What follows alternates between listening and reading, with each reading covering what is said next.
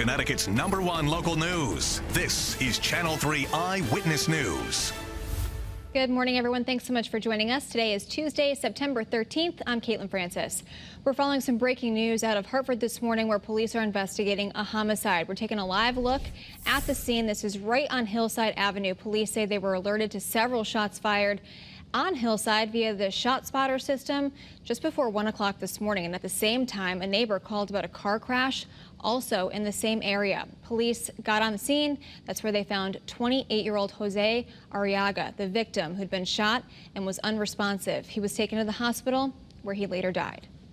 The belief was that he was shot in his vehicle and that he fled the scene and crashed. So that's where we are now. Again, that's a speculation at this point. It's still new, so a lot of work to do. Hartford police are asking for the public's help, so if you have any information about this incident, you're asked to contact police.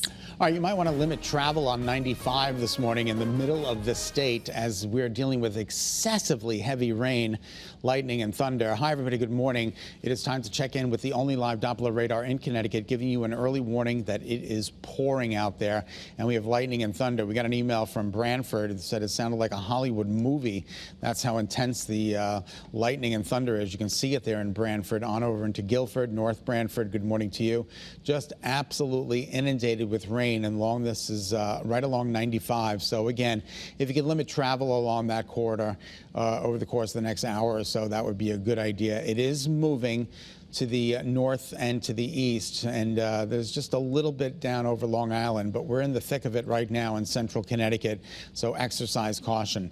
All right, now the flood advisory has been canceled for southwest Fairfield County, but it's been extended into Middlesex County now. And you can see the flood advisory literally following the rain as it continues to move across southern Connecticut. So very heavy rain with lightning and thunder. This flood advisory is in effect for the rest of the morning until about 10 o'clock. All right, now alert. Yes, we are in early warning weather alert mode. We're expecting round 1. We're in round 1 right now, and we're expecting round 2 between the hours of about 2 and 7. In between, we're going to get some partial sunshine that's going to heat up the atmosphere and make it a little bit more unstable. And then when a cold front rolls in later this afternoon, Chief Meteorologist Mark Dixon will be tracking those storms for you. If they do go severe, what are we talking about? Damaging wind, localized flooding, and there's even the opportunity for a tornado. It's low risk, but nonetheless, there is an opportunity somewhere in southern New England. The severe threat has been enhanced to our neighbors to the north. Not so much for us here in Connecticut. We're still at level 1 for severe weather, but they are at level 2. Everybody's shaded in the yellow there, so it's something to be on the lookout for. If you're headed north today, please be careful, and be careful here in our state. All right, early warning futurecast indicating that rain right now. It continues to churn its way through. By about 11 o'clock, we start to see some partial sunshine, 1 o'clock, and then here comes the cold front. We're dealing with the warm front right now. We're dealing with the cold front this afternoon. This is 3 o'clock. This is 5 o'clock, showers and thunderstorms. And then that winds down. And tonight we're going to see some clearing.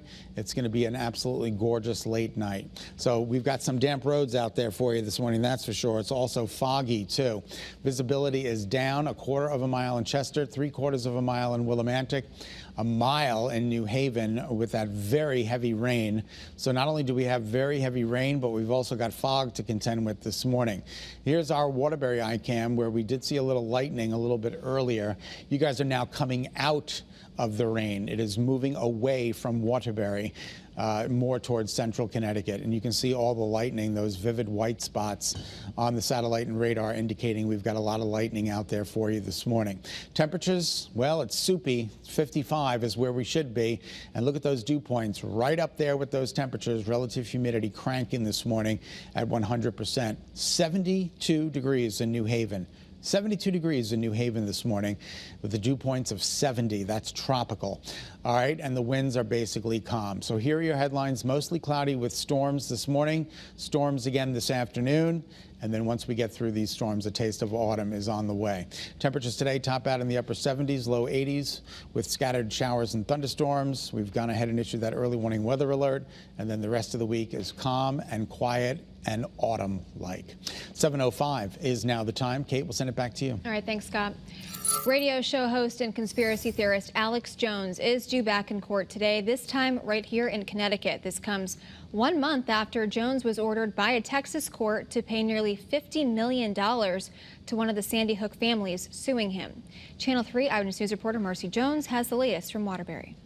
The trial starting Tuesday morning is expected to last 4 weeks, during which evidence will be presented to a 6-member jury into the impact of the false claims and conspiracy theories Jones spread about the 2012 elementary school massacre. Many agree this case has potential for an even larger payout than the Texas case, because the Connecticut case involves 3 lawsuits which have been combined, filed by 15 plaintiffs. This particular case is just going to be about the damages that these families have faced, as well as this FBI agent, based on the defamatory and incorrect and disinformation that was spread by Mr. Jones and his platform.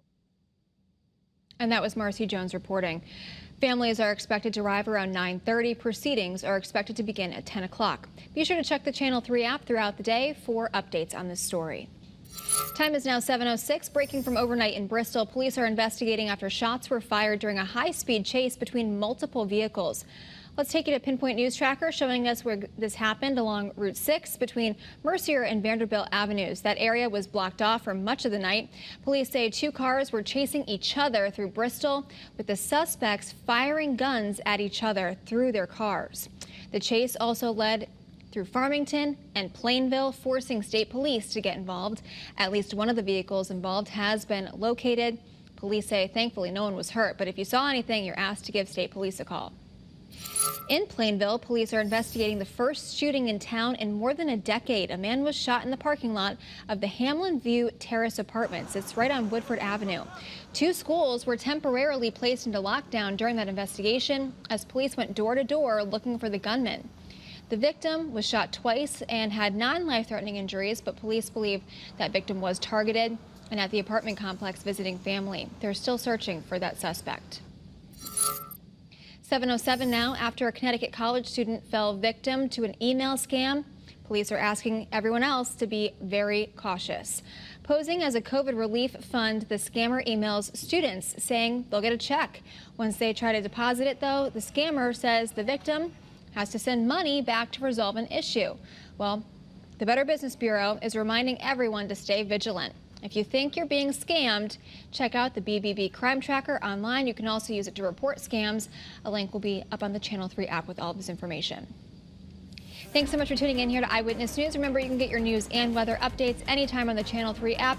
It's a great day to keep that weather app handy. Stay safe. Have a great day.